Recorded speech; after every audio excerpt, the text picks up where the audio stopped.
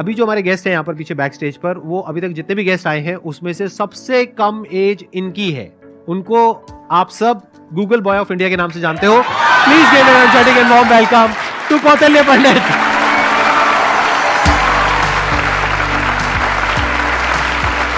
अरे अरे प्लीज बैठो।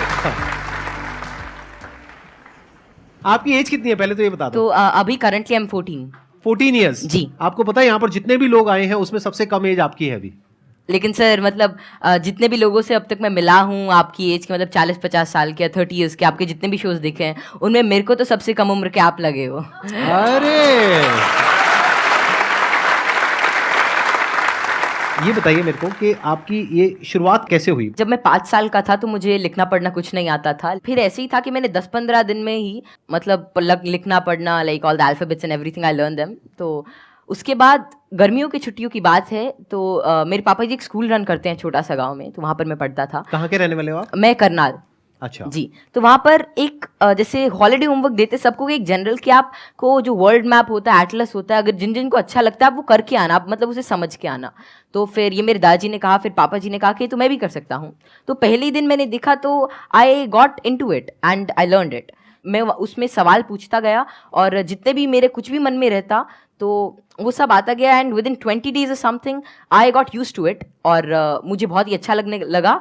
एंड जितना भी वर्ल्ड मैप वगैरह इस टाइप की रिगार्डिंग जितनी भी चीज़ें होती हैं, पॉलिटिक्स, इकोनॉमिक्स, वो सभी मुझे मतलब things were very easy for me. And उसी के बाद से लोग कहते गए कि नॉलेज बढ़ता गया और तब से मतलब यही है कि सीखने का प्रयास कर रहा हूँ। कुछ भी नई चीज़ मिलती है, like currently I am a student of 11th grade but I am learning things like astrophysics and quantum mechanics. तो I am not very into it but I like to study it and जितना भी मेरे से हो सकता है मैं उसके अंदर कोई नई चीज़ देखने का प्रयास करता हूँ और कोई नया सवाल पूछने की कोशिश करता हूँ, क्योंकि जितने भी ज़्यादा क्वेरीज, जितने भी ज़्यादा माइंड के अंदर जो भी कोई क्वेश्चन आता है I try to get it forward और वैसे ही सारी चीज़ें आसान होती रहती हैं।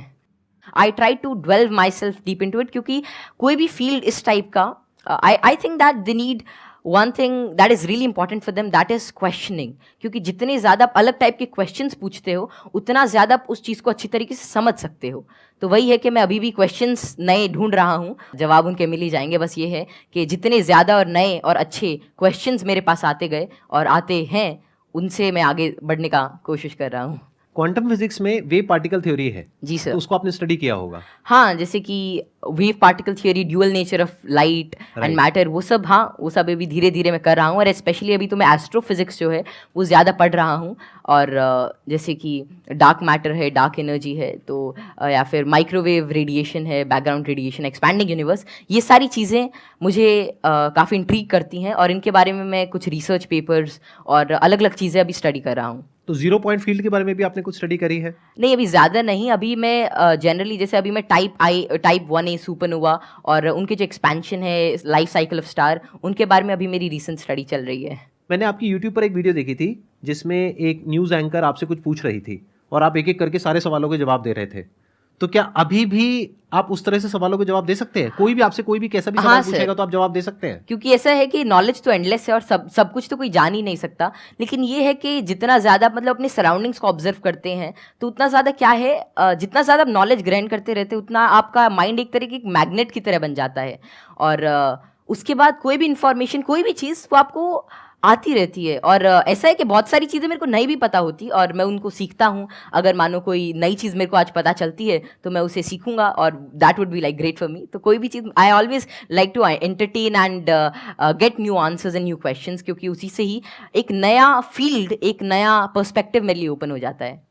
एक्सीलेंट जी। तो अब एक काम करते हैं, आप में से किसी के भी माइंड में कोई भी क्वेश्चन है किसी भी तरह का तो वो आप इनसे पूछिए। मैं ये जानना चाहता हूँ कि क्या हम यूनिवर्स को जान सकते हैं कि वो कितना बड़ा है, या हम अभी तक जान पाए हैं? जी।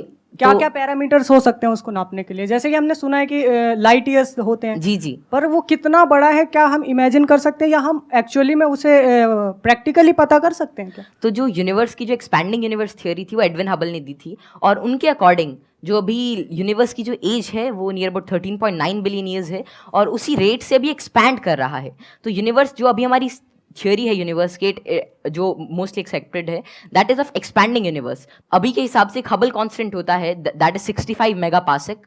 तो जो डिस्टेंस ऑफ यूनिवर्स है that is h times d, तो वही 13.9 बिलियन टाइम्स लाइट ईयर। तो इतना भी हमारा एक एस्टिमेशन है कि इतना यूनिवर्स हो सकता है। जैसे आपने इतनी सारी नॉलेज गेन कर रखी है, क्या आप भूलते नहीं है चीज़ों को, या भूलते हैं? कब रिवाइज करते हैं? हम पढ़ते हैं तो हमें रिवाइज करना पड़ता है, अगले हफ्ते भूल जाते हैं, रिवाइज करने के बाद भी भूल जाते हैं। एक्चुअली ऐसे ही होता है ना? Yes sir. अगर आप किसी चीज़ को अच्छी तरीके से देख लेते हैं, उसे समझ जाते हैं, तो उसकी एक आउटलाइन आपके दिमाग में रहती है और फिर आपको उसे ज़्यादा रिवाइज करने की ज़रूरत नहीं रहती। तो वही है कि किसी भी चीज़ का कॉन्सेप्ट रहता है, तो अगर आपको वो समझ में आ गया तो information is just like, I think that information is not the main part. If you understand the thing properly, फिर आपको वो सारी चीज़ें आसानी से याद रहती है, आपको कोई उसके लिए एक्स्ट्रा एफर्ट्स नहीं करने पड़ते। सर पूछ रहे थे, बोल रहे थे ना कि मैं मैटर के बारे में स्टडी कर रहा हूँ, तो मैं ये जानना चाह रहा था कि जो इलेक्ट्रॉन प्रोटॉन है इनका मतलब सबसे पहले किसने बताया था इनके बारे में? तो इलेक्ट्रॉन की जो डिस्कवरी थी, तो यार 9th क्लास की एनसीईआरटी में मिल जाता है। तो जो इलेक्ट्रॉन की डिस्कवरी थी वो जे थॉमसन ने करी थी, और प्रोटॉन जो मिला था वो रदरफोर्ड के एक्सपेरिमेंट से हमने डिड्यूस किया था।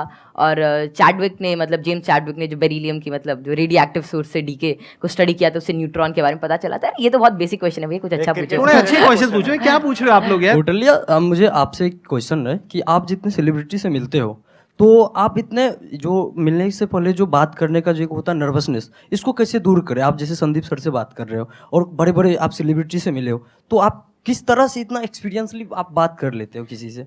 देखिए, जैसे आज मैं यही सोच के आया था कि मैं संदीप सर से मिलूंगा और उनसे बहुत कुछ सीखने को मिलेगा। तो ऐसा तो है नहीं कि संदीप सर आएंगे और मेरे से पूछेंगे चल ये बता, और फटाफट अगर कुछ गलत बताया जाए तो एक थप्पड़ मारेंगे, ऐसा तो होगा नहीं ना। मतलब प्यार से बात करेंगे और अपना आशीर्वाद देंगे, कुछ अच्छा नई चीज़ शेयर करेंगे। तो वही है कि आप मतलब एक फ्री एंड पे रहें, और जहाँ पर भी आप मतलब अपने से आप सच जो है वो एक्सपेक्ट करें कि अगर मैं कहीं से सच बोल रहा हूँ तो थिंग्स वुड गेट ईजी, और make it easy on your brain. और हर जगह से अगर आप कुछ अच्छा सीख करने की कोशिश करते हो, ट्रुथफुल रहते हैं, तो आप में nervousness is just a state of mind, और ये बस चला जाता है, जस्ट मिराज। तो बस संदीप सर हैं आज इनसे बहुत कुछ सीखने को मिलेगा, आप सभी से आज बहुत कुछ सीखने को मिलेगा। तो आप ऐसा कुछ एक अपना परसेप्शन रखिए और फिर सारी चीज़ें आपके लिए आसान हो जाएंगी। मेरा ये क्वेश्चन है कि जैसे चंद्र ग्रहण लगता है, सूर्य ग्रहण लगता है, तो उसका कैसे पता लगता है कि वो कब लगेगा और किस टाइम में लगेगा, या कितना, उसका कैसे पता लगता है? ये तो पता है कि वो क्यों लगता है, बट इसका कैसे पता लगता है कि अब लगेगा, या कैसे, उसका क्या होता है? तो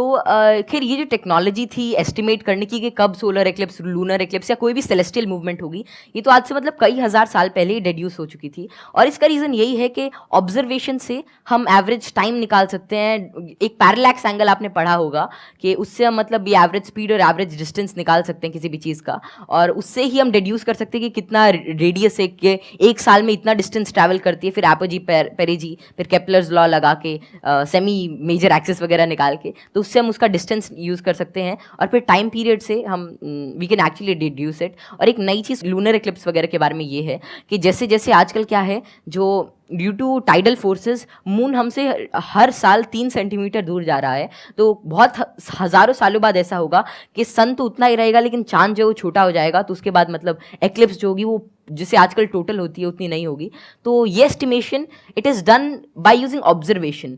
और एस्ट्रोनॉमी एक ऐसा फील्ड है जो हज़ारों सालों तक ऑब्जर्वेशन से ही चला, और बहुत सारे पुराने साइंटिस्ट जैसे केपलर, गैलीली, आर्यभट्ट, जितने भी बड़े लोग थे जो पुराने ज़माने के, वे सभी ऑब्जर्व करते थे। उनकी ऑब्जर्वेटरीज होती थी कि कैसे कैसे जो हेवनली बॉडीज़ हैं ये इंटरैक्ट कर रही हैं, कैसे कैसे ट्रैवल कर रही हैं, इनमें क्या चेंजेस हैं, और उन्हीं सभी चेंजेस को एस्टिमेट करके, उन सभी को देख के आज हमने मतलब ऐसी सारी टेक्नोलॉजी को डिड्यूस किया है कि जिससे हम कर सकते हैं, एस्टिमेट कर सकते हैं उनका टाइम पीरियड, उनका डिस्टेंस, और कैसे वे एक्ट करेंगे। Excellent ji, big round of applause for him.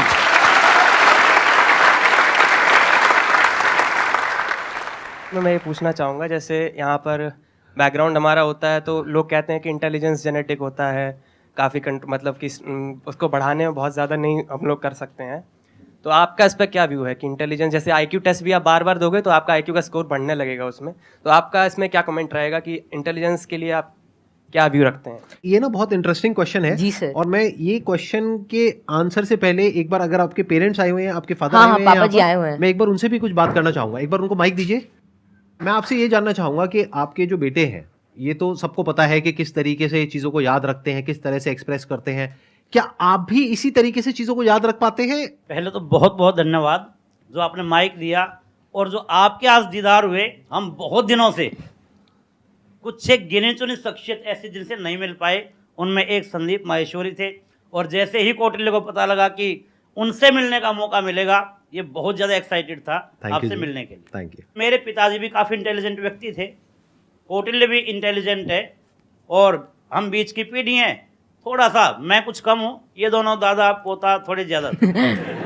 बहुत ऐसे बच्चे हैं जो मेरे से बहुत ज्यादा इंटेलिजेंट है, मेरे को लगता है, जिनकी बात करने के ढंग से, जो इतने ज्यादा, आपने छोटे बच्चे को देखा होगा, वो बहुत अच्छे अच्छे सवाल पूछते हैं, मतलब वे कुछ भी पूछ लेते हैं, और मतलब आपको लगता है कि अरे नहीं, ये तो इससे मतलब एज से बहुत ऊपर की चीज़ है, मतलब या तो आप किसी और मूड में होते हो, और हम उसे इग्नोर कर देते हैं। तो जैसे जैसे हम सवाल पूछते हैं, उतना ज़्यादा हमारे अंदर एक मतलब चीज़ों को जानने के लिए एक चाह रहती है, और अगर हम वो उस क्यूरियोसिटी को कर्ब नहीं करते हैं, तो उतनी ही ज़्यादा मतलब वो बाद में सवाल पूछता है, उसके एक इंक्विजिटिव ब्रेन रहता है, और curiosity something that drives this intelligence, and I don't think that there is such a great involvement of IQ and genetics. लेकिन हाँ, अगर आपका मन है कि कोई चीज़ जानने का, कोई चीज़ करने का, then it's all about will power, और कितना आप उसमें टाइम डिवोट करते हैं, कितना आप क्यूरियोसिटी और इंटरेस्ट से काम करते हैं। Because even Richard P Feynman said, it really doesn't matter कि how much you know, but it matters कि आप कैसे चीज़ों के बारे में सोच रहे हैं, और कितना इन्फॉर्मेशन आपके पास है, कितना नॉलेज आपके पास है। It really doesn't matter until and unless you try to use that knowledge, और आप उस नॉलेज से कोई नई चीज़ को समझने का प्रयास करते हैं, और कोई नई चीज़ तभी आ सकती है जब आपके पास कोई नया सवाल होगा। आपने बड़ी अच्छी बात बोली कि क्यूरोसिटी हम सबके अंदर होती है। जी सर। लेकिन होता क्या है कि घर में जाकर के हम उल्टे पुल्टे क्वेश्चंस पूछते हैं, जबकि क्वेश्चंस उल्टे पुल्टे नहीं होते हैं, सामने वाले को समझ नहीं आता है तो उसके लिए उल्टे हो जाते हैं, तो वो उसको चुप करा देते हैं। हाँ, बच्चे को चुप करा देते हैं, और वहीं पे उसकी क्यूरोसिटी मर जाती है। उसके बाद में क्वेश्चनिंग खत्म हो जाती है, उसके बाद में वो रटना शुरू कर देता है। रटने में इंटरेस्ट तो आता नहीं है, तो ना तो अब रट पाते हैं ना समझ पाते हैं, बिल्कुल दोनों तरफ से चले गए। तो अब मैं ये आपसे जानना चाहूंगा कि क्या बचपन में जब आपने क्वेश्चनिंग करी, इस तरह के क्वेश्चंस पूछते थे, शुरू में तो आपने अपने पेरेंट्स से पूछा होगा या अपने आसपास में जो लोग थे उनसे पूछे होंगे जी। तो क्या आपको सपोर्ट मिला? क्या उन्होंने आपको एनकरेज किया, या उन्होंने भी आपको यही कहा कि क्या फालतू के क्वेश्चंस पूछ रहा है? नहीं, जैसे I think I was fortunate enough कि जितने भी मैं सवाल पूछता, कोई ना कोई मेरा जवाब दे ही देता था। और बात शुरू ऐसी होती थी कि मानो कोई घर पे कोई बात चल रही है किसी भी चीज़ को लेकर, मानो दे टॉकिंग अबाउट के एक इकोनॉमिक क्राइसिस है देश में, तो मैं उसके अंदर मैं सुनता रहता था, या कोई भी ऐसी चीज़ हो रही है, कोई स्पेस मिशन जा रहे हैं, मैं सुनता रहता था, मैं चीज़ों को ऑब्जर्व करता था, और वैसे ही मेरे जो भी सवाल आते, I was fortunate enough to get their answers. और मानो अगर मेरे को उसका जवाब नहीं भी मिलता तो मैं पूरे दिन उनसे पूछता रहता। तो एक तो मैंने भी कसम खा रखी थी कि जवाब तो चाहिए ही, तो मैं खाते हुए भी यही पूछता, नहाते हुए भी यही पूछता, और जो भी काम करता मैं मतलब मेरे दिमाग में वही रहता जब तक वो रिजॉल्व नहीं होता। तो ज़्यादा मेरे को दिक्कत नहीं आई, और मेरे को जल्दी ही जवाब मिल गया। और अगर कोई भी ऐसा रहता तो मतलब मैं भी ठीक था, और मेरे family and everything they supported me really well. तो यहाँ पे वो जो पेरेंट्स मुझे अभी देख रहे हैं उनके लिए एक बहुत बड़ा लेसन है कि अगर बच्चे कुछ क्वेश्चंस पूछते हैं तो उनके जवाब देने चाहिए, हमें पीछे नहीं हटना चाहिए, और अगर जवाब नहीं है तो हमें बोलना चाहिए हाँ हाँ, विद ऑल दी हम्बलनेस कि भाई हमारे पास में जवाब नहीं है, आप खुद फिगर आउट करो जाकर। मतलब सर जब मैं छोटा था तो इट वाज लीन लाइक 2013 और समथिंग, और तब मतलब यही इंटरनेट बहुत कम था, और तो यही था कि कोई सवाल मेरे मन में आता, शायद वो नहीं पता रहता, तो मेरे पापा जी एक डोंगल आता था, मतलब वोडाफोन का, बहुत महंगा उसका रिचार्ज था, मतलब ऐसे मतलब अभी चला तो एक वीडियो देखने के बाद ही खत्म हो जाता था तो फिर वो लाते, और मतलब मेरा जो भी सवाल रहता मेरे को उसका आंसर मिलता। तो ऐसे ही एटलस आती थी, और कई सारी बुक्स थी, उन्होंने मेरी बहुत हेल्प करी। और अगर कभी मानो पर्सनल मतलब कोई और out of the box idea आता है, कोई क्वेश्चन आता, तो उसका जवाब मुझे किसी भी सोर्स से मिल जाता। Thank you ji, thank you Kautilya. Okay, pleasure meeting you.